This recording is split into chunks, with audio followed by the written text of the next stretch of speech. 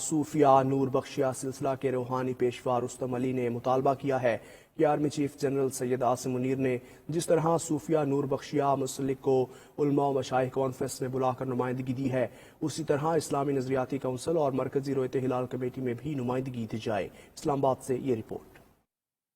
Army chief general Syed Asim Munir سے حالیہ دنوں میں علماء و مشائخ کی انتہائی اہم ملاقات کے اثرات سامنے آنے لگے۔ علماء و مشائخ آرمی چیف سے مادر وطن کے دفاع کے لیے کیے گئے وعدے کے مطابق اپنے اپنے علاقوں میں اس مشن کو آگے بڑھا رہے ہیں۔ انہی میں سے تصوف کے ایک روحانی سلسلے صوفیہ نور بخشیہ کے روحانی پیشوا رستم علی بھی ہیں۔ رستم علی نے کہا کہ صوفیہ نور بخشیہ ایک روحانی سلسلہ ہے جسے سلسلہ ذہب یعنی سونے کی زنجیر بھی کہا جاتا ہے۔ یہ روحانی سلسلہ حضور پاک حضرت محمد صلی اللہ علیہ وآلہ وسلم سے مولا کائنات حضرت علی رضی اللہ تعالیٰ عنہ سے ہوتا ہوا آج بھی چلا آ رہا ہے، جس میں بہت سے اولیاء اللہ گزرے ہیں، جس میں حضرت معروف کرخی، حضرت جنید بغدادی، حضرت امیر کبیر سید علی ہمدانی اور حضرت امام محمد نور بخش رحمۃ اللہ علیہ نمایاں ہیں۔ رستم علی کا کہنا تھا کہ صوفیہ نور بخشیہ سلسلہ سیاچن کے دامن میں آباد ہے۔ یہ وہ لوگ ہیں جنہوں نے 1947 میں بغیر ہتھیاروں کے ڈوگرا راج کو مار بھگایا تھا اور علامہ اقبال کے شعر کی تعبیر کی تھی۔ جب بھی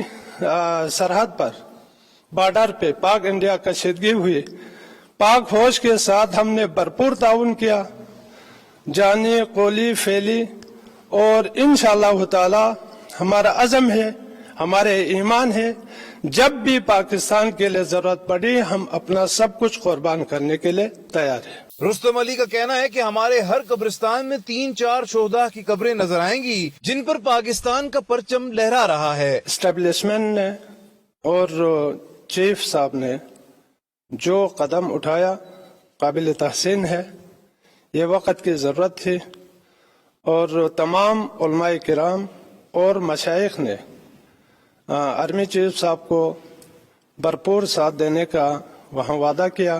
صوفیہ نور بخشیہ کے روحانی پیشوا نے اس عزم کا اظہار کیا کہ جس طرح ان کے آباء و اجداد نے سیاچن جیسے مشکل محاذ پر ہمیشہ پاک فوج کا ساتھ دیا، آنے والی نسلیں بھی یہ فرض ادا کرتی رہیں گی۔ بھارتی فوجی افسران پاکستان